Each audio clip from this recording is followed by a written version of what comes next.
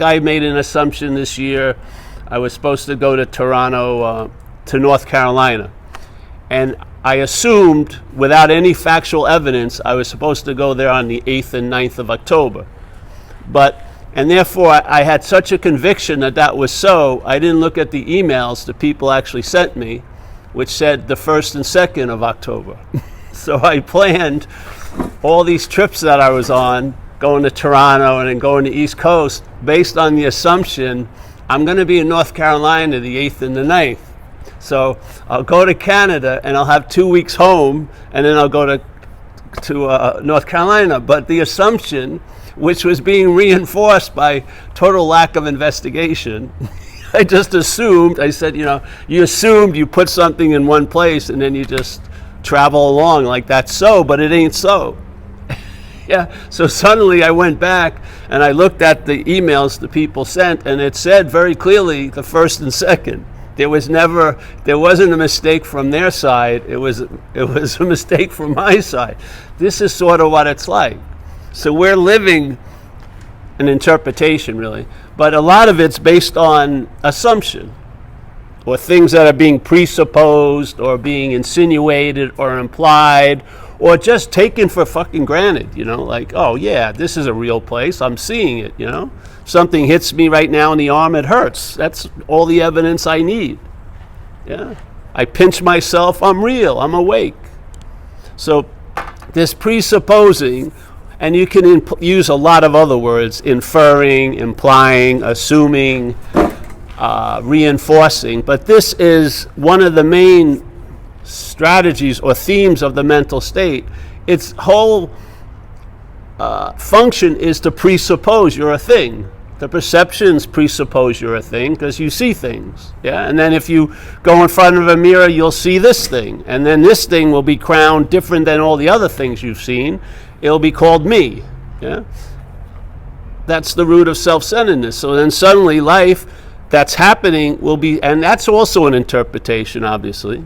I mean, all we have here, this is an interpretive event. We can just upgrade the interpretation if we'd like, or, maybe complain to the servicer and say, hey, I'd like to have a new download of this. Self-centeredness isn't leading me anywhere. You know what I mean? So maybe, is there a possibility I could upgrade? No, there's just 30 different themes of self-centeredness, Well, I've tried the addictive theme. I've tried the spiritual seeker theme. I've tried many of them. I seem to fail at every one of them. Well, that's the root of the whole system. You think you're the self that failed them all. So you got the stock version, and then you don't like some of the subsidiaries, but you're always going to be in the stock version. If you get the spiritual, program, you'll be thinking you're spiritual. So the sense of that presupposing a non-existent thing is built into all the systems that we can get into here, yeah, to sort of embellish or to decrease or to increase. But the one nub is going to be there. When things are going on, you're thinking they're going on to you. Yeah, you're assuming that you are somehow, let's say, a spirit, but somehow encased in a body form.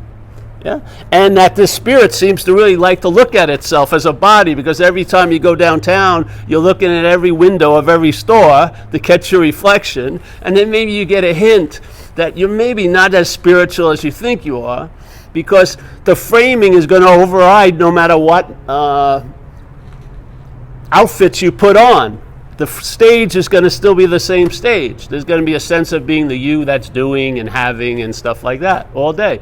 Now that's going to continually to be produced, but you don't need to believe it anymore. The belief that's constantly given over to it has to be reinforced and, let's say, irrigated and constantly being addressed by the mental state, because it's producing an imaginary non-existent thing, and it's selling it to us as what we are, which is a huge, incredible sales pitch. So this message, in a way, has devolved because I parked the car that I've been driving, so to speak, as a seat assignment, ended up in the last spot in the cul-de-sac, which is this statement, this succinct quintessential statement of this is the whole nub of it. There's a presupposing, an inferring, a reinforcing, an assumption that you're a body, yeah? And then life is being lived from that idea, yeah? And of course, then that which we call life, because we are the dominant influence here, like the Course would say, you and I give everything all the meaning it has. So when we're in this event called seeming life, what actually is going to override and give meaning to this event isn't life onto us, but us onto life. Yeah, we're going to be the dominant theme setter, and we're not even going to know it. It's sort of like I was talking with a friend of mine today, and we were talking about the mind and stuff like that. And it says sort of like it's like having a roommate who's a hypnotist. Yeah. So the roommate, you've been living with them for quite a while, and the roommate is constantly hypnotizing you to get what it wants, to give it the big master bedroom when it's paying much less rent, having you dress like it would like to see you dress, like you're wearing 15-year-old kids' clothes and you're 73. It could be way off. And then maybe someone who cares about you calls you up and says, your roommate's a hypnotist. I thought it would be good for you to know while you're wearing all these outfits and everything. They may not really be fitting for you. You know what I mean? So now suddenly, and that's what I believe a lot of spiritual pointers are, they're warnings. That's what they are. I mean, the most succinct ones in my life are warnings. They're attempting to tell you some of the basic pitfalls that will reinforce this idea of being a long-lasting, independent, separate entity. And it's really important before you go set off on another journey to check your papers. Your passport may be saying a name that's not actually you. You know what I mean? You don't want to go there. You don't want to live like that. You don't want to have that. You don't want yesterday and tomorrow to be more important than now. Yeah, but you're living on a different agenda. And how does this, so in a way, the language that we're hearing the thoughts in is the hypnotist we're living with. Yeah. Yet it's gotten worse than having a roommate to hypnotist. You are identified as the hypnotist. You're totally in cahoots with it. And so it doesn't even have to work hard to hypnotize you. You're pretty much in a trance all fucking day.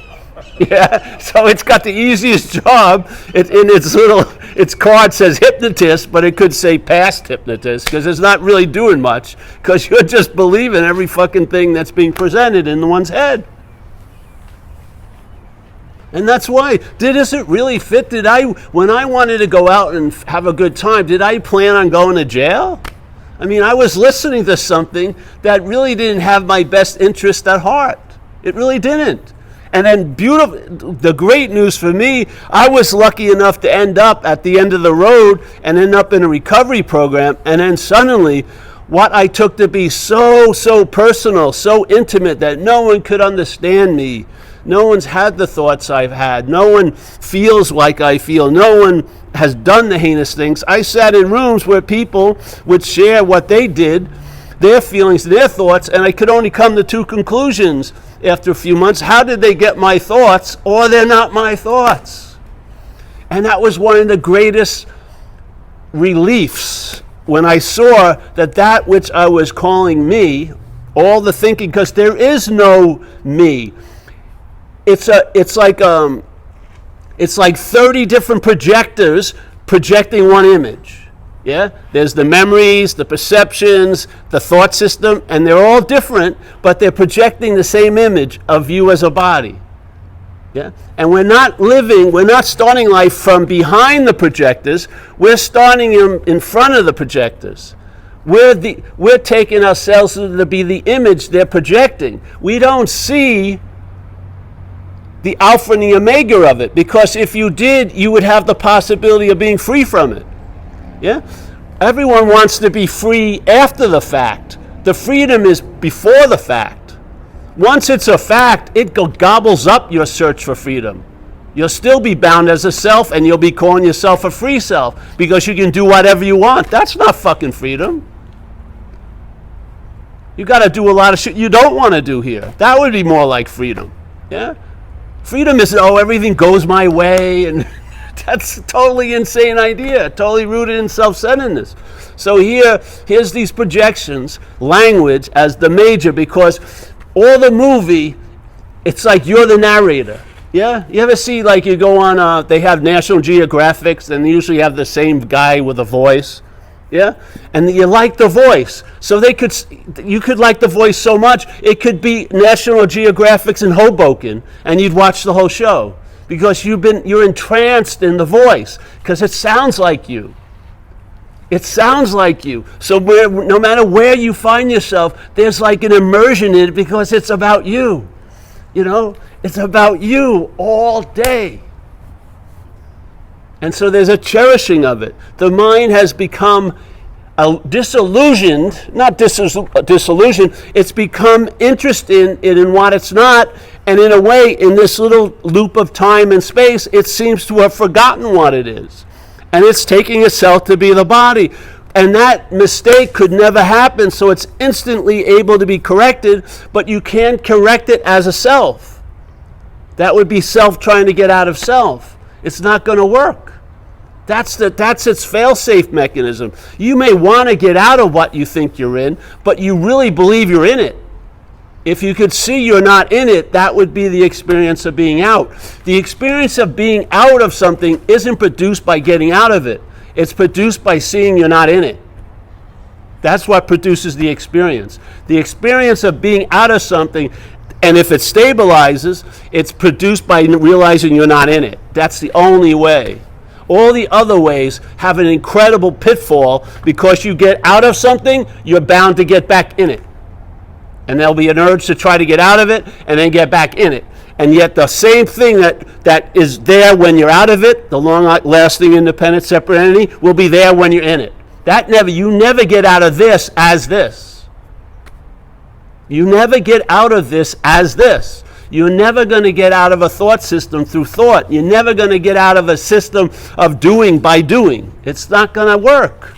You can't use the system itself, which has a pre-programmed intent, to get out of itself. It doesn't work. I mean, a lot of spirituality, if they were really factories and they had a quota that they had to produce like 5 cars every 3 months, they already would have closed. A lot of this stuff's not producing awakening in people. It's producing spiritual spectacle. It's producing experiences, incredible perceptual trips. You could go on virtual reality and have them. Just pay $20,000. It'd be probably saved the money you spent going to India and everywhere else in the freaking world. You could just stay at home and watch yourself as free. Oh, I'm free. Look at, oh. It's basically the same thing. You're not going to meditate yourself out of the meditator. If that non-existent thing is basically being called you, which it is all day by the thought system, and if you've pledged allegiance to the thought system, and I would say we have, because the thought system overrides every other contact, every other conscious contact, the thought system overrides it. Yeah? Every other contact, the seeing doesn't show up a day later and say, you really fucking missed something. It doesn't. There's just seeing what's happening. There's just hearing what's happening. There's just tasting and touching what's happening. But thinking is all about what's not happening. And obviously, it seems to have a much more bigger role in our lives than what's happening. So basically, we're devotees of that. Like it or not. The thought system can ruin a whole day that let's say, all of Northern California is having this day, let's say. You could have a vote and everyone would say it's a sunny day. But in your little mental landscape, it could be fucking thunderstorms. You could be so concerned about yesterday, tomorrow, there'd be no acknowledgement. The thought system would override this event that everyone in North Carolina would say is happening. Nope, you'd beg to differ. I'm fucked. It's not it. The thought system doesn't have the power. We do. We've given it the power by believing in it. And I humbly believe, from all the talks I ever did, well, I never did any of them, thank God, but it goes always back to this nub. Without that, it's all going to be self-knowledge. It's not going to avail you anything. And that's the whole point of when it says self-knowledge. The whole movement of selfing is to claim. That's what it does. It doesn't have a life, and then it claims it does. Yeah? Through these assumptions, through these inferences, through these repetitions, all this. So that self, if it gets introduced to knowledge, especially about itself, and it claims it, that self-knowledge is going to avail it nothing. It's not going to lead to freedom from self. The real knowledge is about self. Yeah? If you can hear a message, and there's no one who's teaching non-duality. You're teaching duality. That's all you do. Yeah? A quote non-duality teacher teaches about duality all day. That's all it does. You have to see, it's not like, one, it's a not two. That's the path. Yeah? It's not, I'm going to hallelujah one. No, it's not two. That's the way. You see what you're not, and in seeing what you're not, you find out what you are. It's in questioning the assumptions. See if you are this. If you are a body, then fucking buy $8,000 of creams for that body. Get plastic surgery for that body. Get every vein that looks like it could be varicose to be stretched out and cleaned. Who knows? It would make sense because you're that. This is your only vehicle to attract other little humanoids. I got to make it look as good as I fucking possibly can. But what happens if you're not that? Find out. Maybe this outfit we're wearing won't be called your skin anymore. Yeah? You'll realize, hey, I don't like this fit. You can take it off. If you think it's your skin, you can't take it off. But if you see it's not you, you can be free from it. That's this whole message. It's not going to ever change. There's no point to go anywhere else, because if this isn't seen, you're going to be looking from its mistake forever. I did it. I know it. I lived under it. I was a spiritual person, worked hard. I had no fucking idea that there was something that had constantly overridden all my noble endeavors. Because I was in every one of them. Every little bit of it was always about me. I didn't need to go 30 more years. It was enough to see it. I got it. It was revealed to me. Yeah?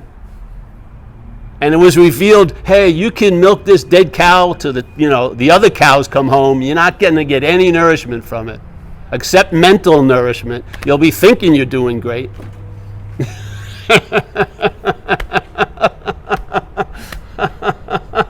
So repetition is helpful because part of the disease is based on repetition. The insane shit we believe now, if we only had it for one day, we would have seen it as insane. We would have recognized it immediately. But over time, it ingratiates. These insane possibilities that are impossible become the norm. Like, there's a great urge to get into the moment, totally based on the impossibility you could be out of a moment. It's totally based on an assumption that's not true. The whole drive to get into the moment is based on the idea you could be out of a moment. It's not based on anything other than that. You did not have this drive when you were a kid because you were, quote unquote, in the moment. Because your head hadn't brought up this insane idea yet that you could be out of the moment. We grew into this impossibility.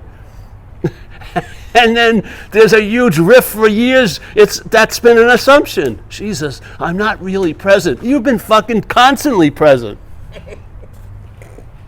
What you're seemingly appearing as can seem not to be present, but the presence you are is present. It's not doing presence, it is presence.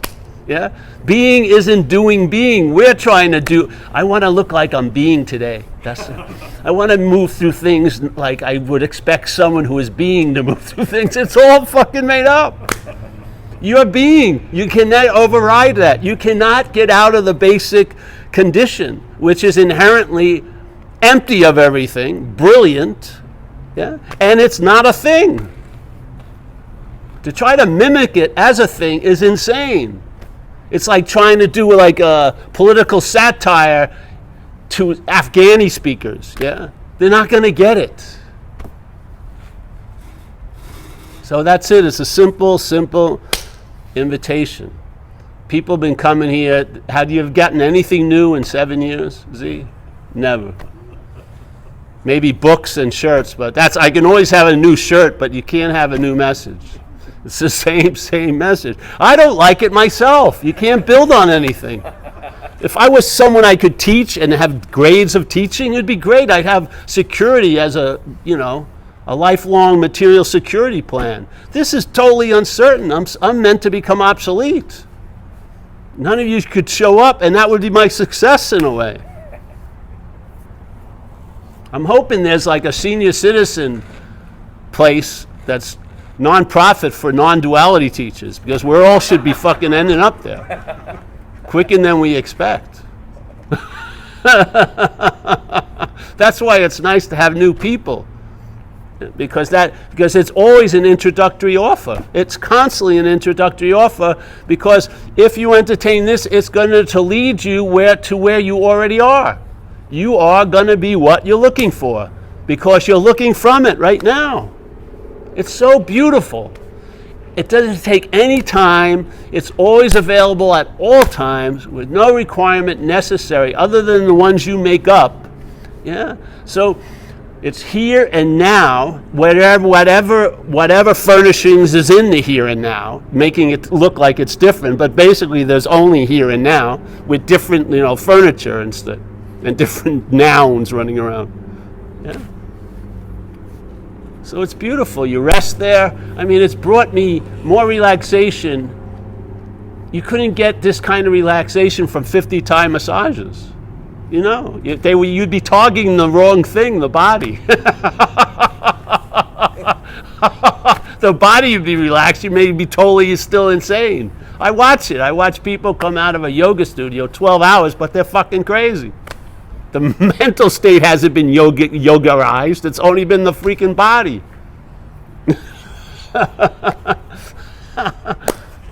I mean, it's good. It's healthy. We have a job. It's built into the Toyota. The Toyota looks out to maintain the Toyota. It doesn't need the driver or the passenger to get involved. It's got it knows exactly how the Toyota runs the best. You don't.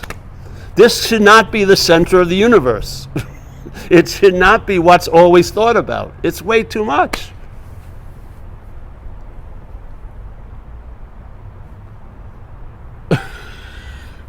So I don't know what else to say with it. I'm getting some hot. I don't want to keep talking. I'm getting fried here like a lizard. All right, well, any questions? Great. Well, hey, we're going to go to coffee if you'd like to go with us.